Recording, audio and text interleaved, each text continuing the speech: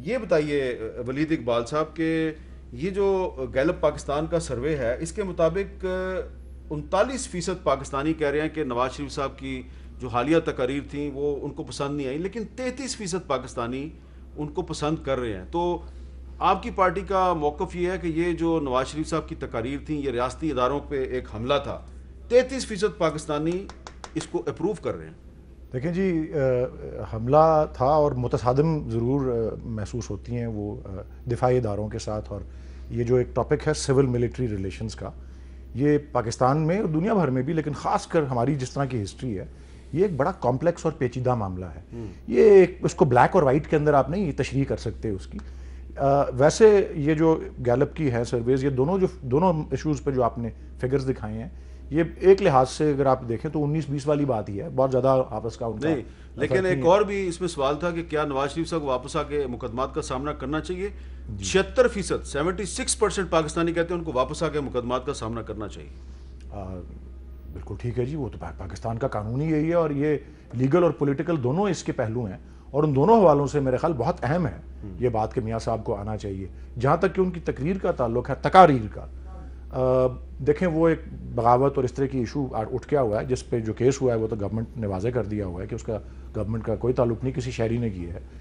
लेकिन शहरी कर नहीं सकता। आप भी वकील हैं, राजा साहब भी वकील हैं। इस्लामाबाद हाई कोर्ट और लाहौर हाई कोर्ट के दो फैसले हैं कि 124A का कोई भी केस जो है या तो प्रोविंशियल गवर्नमेंट करवाएगी या फेडरल गवर्नमेंट करवाएगी। इसमें एक्चुअली बहुत से और भी प्रोविजंस जो हैं वो इन्वोक हुए हैं 124A के साथ ही।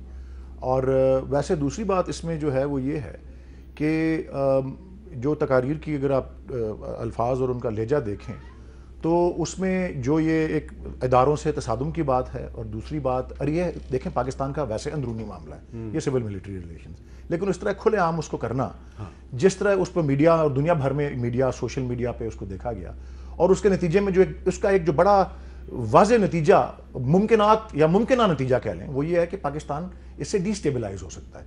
तो दिफाई इदारों के साथ तसादुम और पाकिस्तान का डिस्टेबलाइज होना, ये तो बड़ा लॉजिकल बात है कि दुश्मन की जुबान है। अगर आपसे ये दुश्मन की जुबान है, अगर आपसे इत्तेफाक कर लिया जाए जी कि ये दुश्मन की जुबान है जी, फर्ज करें मैं आपसे इत्तेफाक कर लेता हूँ जी, तो 33% पाकिस्तानी दुश्मन की इस जुबान को अप्रूव कर रहे हैं जी। ये एक बहुत तशवीशनाक बात नहीं है? ये तशवीशनाक बात इसके ना होने की या इस किस्म की फीसद आने की जो है वजह, मैं आपको अपनी जो मेरा नॉलेज जो है अपने सिस्टम का और बतौर पॉलिटिकल एक्टिविस्ट के, और वैसे पाकिस्तान की पॉलिटिक्स से जो मेरी हिस्ट्री की जो अंडरस्टैंडिंग है, पाकिस्तान की पॉलिटिक्स में और पाकिस्तान की जो आम शहरी हैं और वोटर्स हैं, उनका एक बहुत बड़ा हिस्सा मज़ाहमत के तस्वर को पसंद करता है।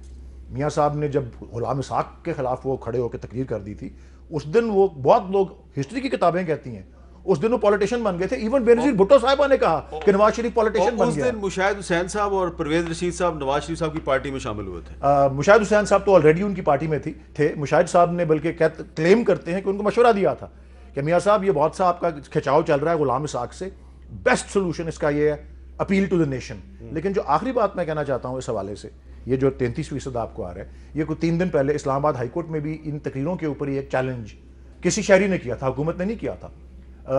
इस्लामाबाद हाई कोर्ट के चीफ जस्टिस अतर मिनल्ला साहब ने उसको डिसमिस कर दिया, और उसमें जो ऑब्जर्वेशंस दिए हैं वो भी मेरे ख्याल काबिल जिक्र हैं।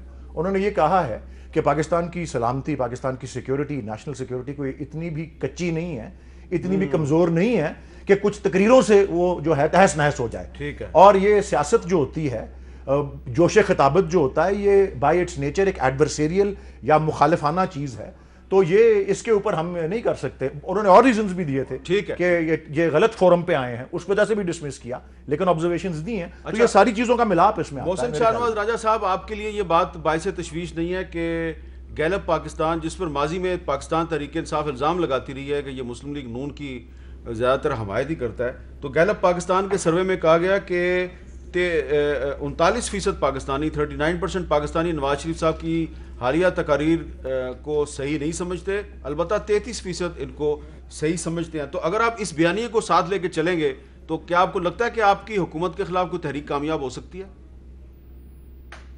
बहुत शुक्रिया हामिद साहब।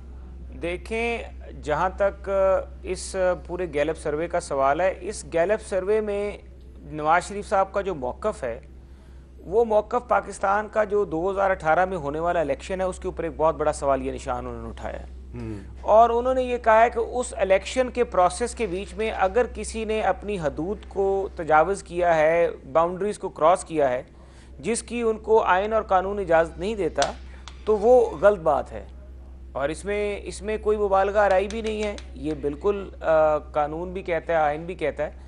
और इसके अलावा मुझे ये बता दीजिए, उन्होंने पाकिस्तान फ़ौज के तमाम अफसरान को सलाम पेश किया है जो पाकिस्तान की हिफाजत कर रहे हैं, सरहदों की हिफाजत कर रहे हैं, अपनी फ़राइज़ अंजाम दे रहे हैं। तो ना उन्होंने कोई म्यूटनी की है, ना उन्होंने पाकिस्तान के ख़िलाफ़ कोई जंग का ऐलान किया है।